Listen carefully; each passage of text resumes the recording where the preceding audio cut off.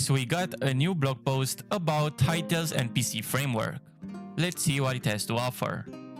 Hello everyone! This post is going to briefly cover some topics related to Hytale's NPC Framework, its current state, how it looks, and where we want to take it. Some of the content might be a bit technical, so feel free to skip through or skim the parts that don't interest you. There's also a lot to cover when it comes to NPC-related systems, so don't expect this one to be so exhaustive. Where are we? As it stands, the NPC framework supports a wide variety of behaviors across multiple systems, all of which are configurable using data-driven assets. You don't need to know any programming languages to be able to set them up. Even our most complex NPCs are almost entirely data-driven. We achieve this through a number of different behavior-related systems. But the two we'll cover in this post are roles, the heart of our NPCs, and the combat action evaluator. The next parts are a bit big, so I'm just going to summarize them. Every NPC has a role, which basically defines how it behaves and reacts to the world. If you want to completely change how an NPC acts, you just change its role. There are ready-made templates with customizable settings, so creating new NPCs is quick and efficient. A role doesn't just control behavior, it also affects how the NPC moves, what it carries, how it looks, and more. Behind the scenes, NPC behavior is built using something called instruction lists. Think of them like some simplified behavior trees. Each instruction includes a sensor, which checks the game state to see if something should happen, and an action or motion, what the NPC actually does if the condition is met. Instructions can also contain nested instructions lists, allowing for more complex behaviors. If you are familiar with behavior trees, the structures will feel similar. The main difference is how instructions are processed. Instead of using different node types with different rules, everything follows a simple fallback selector logic. Instructions are checked in order, and once one matches, it runs. And unless special flags are set, the rest are ignored. This keeps the logic clean and easy to follow, even for large and complex behaviors. All the building blocks, like sensors and actions, are written in Java, but the instruction lists themselves are created in JSON. There are already 150 plus different elements you can mix and match, and modders can easily add more using Java. Some elements are still being refined, but more are constantly being added. Overall, the NPC framework is designed to work for everyone, from total beginners to experienced modders who want to create highly detailed and complex AI behaviors.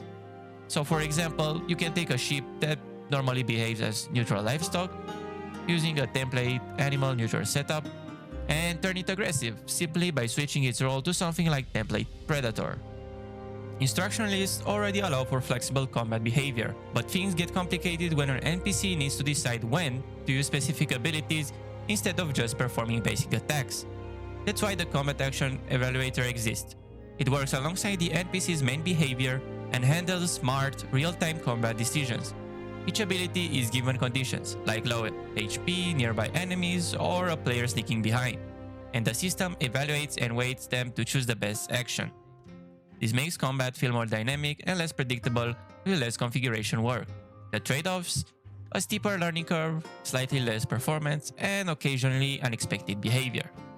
For example, a skeleton Praetorian can intelligently choose between blocking, summoning at low health, charging, or using basic attacks based on the situation. It might sound like everything's nearly ready to ship, but not quite. There's still lots of rough edges, missing features, and areas that need serious improvement. One big issue is tooling. The system this powerful, you'd expect strong visual editors and debugging tools, but right now most NPC setup is done directly in JSON. It works, but is not exactly user-friendly. Debugging usually means digging through long files, which isn't very intuitive. The learning curve is also pretty steep, not just for the combat action evaluator, but for NPC modding in general. For now, we mainly offer a few templates, documentation, and basic tutorials, but onboarding definitely needs to be smoother. There are also major gameplay gaps.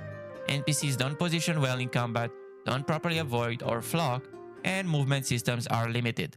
For example, swimming NPCs can leave water, and vice versa. Many core features are still on the to-do list. Performance is another concern. We can handle a decent number of NPCs, but pet fighting is heavy, so we need to try to limit its use to avoid performance drops. And there's this technical depth, things like NPCs not being able to intentionally break blocks outside of explosions, physics needing a full rework to align with player systems and other underlying constraints. In short, there's huge potential, but there's still a long road ahead, and that's before even getting into spawning. So what's next? Tuning is high up on our priority list. If we want to support modders properly, we need to give them the tools they need to make creating NPCs fun. This won't include a full suite of debugging tools at first, but we'll pull together what we can.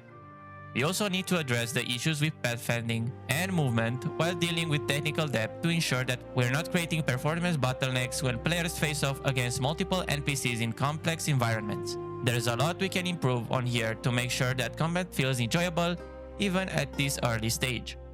Adding more templates will also help to liven up the world a bit more, with bespoke behaviors introducing life to the culture of Orbeez's many different species.